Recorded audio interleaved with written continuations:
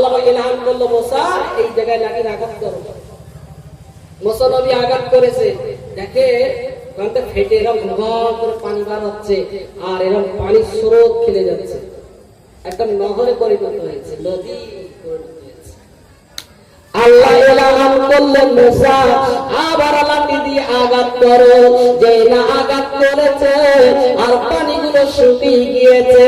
যাওয়ার পরে মুসা নবী দেখতে পাইলেন একটা কালো পাথর পড়ে আছে। আল্লাহ দেখে বললেন মুসা ওই পাথরটা তুমি তুলে নিয়ে এসো, ওই পাথরে তুমি আঘাত করো, ওই পাথরটা তুমি ভেঙে ফেলো। মুসা নবী দেরি করলেন না, হাতের লাঠি নিয়ে ওই পাথরে যেই না আঘাত করেছে দুভাগ হয়ে গিয়েছে। দেখে ওর ভিতরে একটা পোকা বসে বসে তসবিহ পড়ছে। একটু জোরে হবে না? আচ্ছা, জীব বলতে কিছু না খেয়ে বেঁচে থাকতে পারে? তাহলে ওর ভিতরে পানি গেল কি করে, ওর ভিতরে খাদ্য গেল কি করে, ও তো বেঁচে আছে কি করে? আমার নবী মুসা ভালো করে দেখলেন ওই পাথরের ভিতরে দেখে তার মুখের কাছে আর ছোট্ট ছোট্ট এমন ঘাস হয়ে রয়েছে। ওই ঘাস একদিক থেকে খায় আর একদিক থেকে গুজায়, ওই ঘাস খেয়ে ওর ভিতরে বেঁচে আছে। মুসা নবী আস্তে আস্তে আরে ওর নিকুট করতে গেলেন, আস্তে আস্তে পোকা ওই কানের কাছে নিয়ে গেলেন। দেখে ওই পোকা পড়তেছে লা ইলাহা ইল্লাল্লাহ, লা ইলাহা আরে জোরে লা ইলাহা লা ইলাহা ইল্লাল্লাহ। আসমানের মালিক যে আল্লাহ, জমিনের মালিক সেই আল্লাহ, হায়াতের মালিক সেই আল্লাহ, মউতের মালিক সেই আল্লাহ। জোরে জোরে লা ইলাহা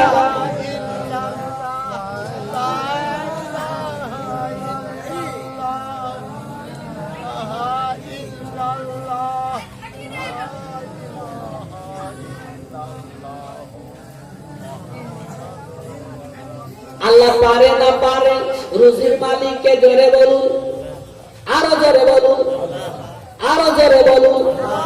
ভয় ভয় করছে নাকি কালকে কাজ না করলে খাওয়া হবে না? আবার রুজির মালিক আল্লাহ, এরা ভাবতেছে, এরা সত্যি একজন ভেবেছিল যে হ্যাঁ হুজুরিরা শুধু মাইকি বলে রুজির মালিক আল্লাহ, না খাটনি খাওয়া হয় না। ও যুবক চিন্তা করি যে কেরাম আল্লাহ খাওয়াই আমি দেখবো। ও শুনে বাড়ি গেছে, গিয়ে বাড়িতে গিয়ে সোজা আম্মার না ডেকে মশারি টানিয়ে শুয়ে পড়েছে। আর মা জননী খুটখাট আওয়াজ শুনতে পেয়ে এসে দেখছে ছেলে ঘুমাচ্ছে, ঘুমানোর জায়গায় চলে গেছে, বিছানায় চলে গেছে। মা দেখছে ও বাবা বাবা দুটো ভাত খেয়ে শুনিলে, বলছে না মা আজকে আমি খাবো না। মা চিন্তা করতেছে সবাই গিয়েছিল মেলাঘাটে ঘুরেছে আর যুবক ছেলেরা তো মেলাঘাটে ঘুরে, ও বাদাম টাদাম খেয়েছে, বসে বসে খেয়েছে, ও আজকে আর খাবে না, ওটা ঘুমাবে, থাক ওর ক্ষুধা নেই। সকালবেলা দেখতানি বুড়িমার একটা ছেলে ভবিষ্যৎ, ও নেমে গেলে সব নেমে যাবে, ঘর পুরো অন্ধকার। এখন সকাল হয়েছে, দেখছে ও বাবা এবার তুই ও রাত্রি খাস না? আমি খাবো না, আর খেতে দিলে। বেলা 10টা বেজে যাচ্ছে, খাচ্ছে না। ওষুধ দেখতে আল্লাহ খাওয়াই নাকি? হ্যাঁ হুজুররা শুধু এরকম বলি বলে ওয়াজ করে টাকা নিয়ে যায়, হ্যাঁ কি করে খাওয়াই একটু দেখি না। ভালো বেলা 12টা বেজে যাচ্ছে, তাও খাওয়ার জন্য কিছু বলতেছ না। বুড়িমার মাথায় এবার একটা চিন্তা ঢুকে গেছে, কি জান ঝগড়া ঝামেলা করবো নাকি বন্ধুদের সাথে? খবর দিয়েছে, বন্ধুরা চলেছে, কি ব্যাপার রে? একসাথে ঘুরলো, বস শুনলো, আবার বাড়ি আসলাম, কত ব্যাপার কি? খাচ্ছিস না কেন? ব্যাপার কি? কি হয়েছে বল, বিয়ে শাদী করবি নাকি? বলছে না না সব কোনো ব্যাপার নেই, আমি খাবো না, খেতে নেই। তা বলতেছে তাই দাঁড়া। বুড়িমারা আড়ালে ডেকে বলছে কি খেতে ভাই? দুটো ভাত রান্না করেছি, দাও। ভাত থালাই করে সুন্দর করে গুছিয়ে সেই যুবকের সামনে দিয়ে বলছে, খা, না খালি তো ব্যবস্থা করো। কেটে তোর এত অন্যায়, কেটে এত তুই দুঃখ তুই পেয়েছিস, বল খা আগে। ও চিন্তা করতেছিস, সারা রাত্র খাওয়া হয়ে যাবে, ও বলতে আচ্ছা দাঁড়া দাঁড়া দাঁড়া বলতে লাভ মেরে ওদের মাথার উপর দিয়ে লাভ মেরে দৌড়ে শুরু করেছে। ওর বন্ধুরা ওর পেছন পেছন দৌড়াচ্ছে, দৌড়তে দৌড়তে এখন এক জঙ্গলের ভিতরে ঢুকে গেছে। গিয়ে বলতে তুই যেখানে যাস তোকে ধরে নিয়ে খাওয়াইতেই ছাড়। ওরা দড়ি দড়ি দড়ি এসে দেখে শালা গাছের উপরে উঠে জুতো বসে আছে। এমন একটা গাছ যে গাছের দুজন উঠলে ভেঙে পড়বে, তাহলে দুই পোকা ধরে তলা থেকে শেষ করে গেছে। এত দুর্বল গাছ, দুজন উঠবে মানে ভেঙে পড়বে। এরা চিন্তা করলো এভাবে হবে না, একটা প্ল্যান করতে হবে। কি প্ল্যান? বাড়িতে এসে বলছে, বুড়িমা 40 টাকা আমরা দিচ্ছি, অসুবিধে নেই, সুন্দর করে বিরিয়ানি রান্না করুন, সেন সেন দিয়ে ওই বিরিয়ানি রান্না করে গাছতলায় রেখে দেবো। আর এই সুভাষ যখন ওর নাকে যাবে না, ও তখন নিচে নেমে এসে খেয়ে আবার কাছে উঠতে কোথায় যাবে ও করবে। বুড়িমা বললো তাই হয়। ভালো করে বিরিয়ানি রান্না টান্না করে থালায় সাজিয়ে সেই গাছতলায় রেখেছে। আরো তাকাচ্ছে রেখেছে, আমি খাচ্ছি দেখে, আমি খাবো না, তোরা তো রেখে যা। ওরা রেখে যা, সে চলে গেল, ও খাবার ঠিক। চল আমরা বাড়ি যাই। সবাই বাড়ি চলে গেছে। এবার সন্ধ্যা অস্ত। এখন সবাই যখন ঘুমিয়ে পড়ে, এক শ্রেণীর মানুষ গ্রামে গঞ্জে ঘরে সুযোগ পালি হাতা মারবে। তারা কারা? চোর টাকাতেরা, ঠিক কিনা? বিনা পয়সায় বুঝি, ধরা যদি না পড়ি। যাই হোক, এখন ও তো সে গাছের ভিতরে, রাত অনেক গভীর, প্রতিদিন ডাকাতেরা ডাকাতি করে ওই গাছতলায় বসে ওরা সবাই ভাগ করে। এখন আজকে ওরা ডাকাতি করে এসে দেখে রানী সেন মারাচ্ছে। এই দেখ দেখ কোথায়, ওদের কাছে টর্চ লাইট ছিল, লাইট মেরে মেরে মেরে মেরে দেখে গাছতলায় একজন তো দৌড়ে গেছে খাবে। আর ওদের যে পান্ডা ছিল নেতা, সে এই খাসনি, ওর ভিতরে বিষ মিশ্র আছে, বিষ মেখাই রেখেছে। কারণ আমরা প্রতিদিন এখানে এসে মালপত্র ভাগ করি, আমরা সবাই লেই না, ও দেখে দেবে। আর আজকে রে ও প্ল্যান করেছে যে আমি বিরিয়ানি রেখে দেবো, ওরা যা শেখেই মরে যাবে, আর সোনা দানার যা কিছু আমরা এই সেন্টাই করে শুনে ও চলে যাবে। ধর সারা কোথায় আছে দেখ না, আছে লাইট টাইট মেরতেছে, খুঁজে পাচ্ছে না। ওপর দিকে লাইট মেরে দেখে মাল বসে আছে। না লাভ না, তোমরা খাও, বিশ্বকালে নেমে শুনেছি যে না তুই লাভ আগে, নিচে লাভ তোর আগে খাতে যাবে। ও তো লাগবে না, আর এরা তো শুনবে না।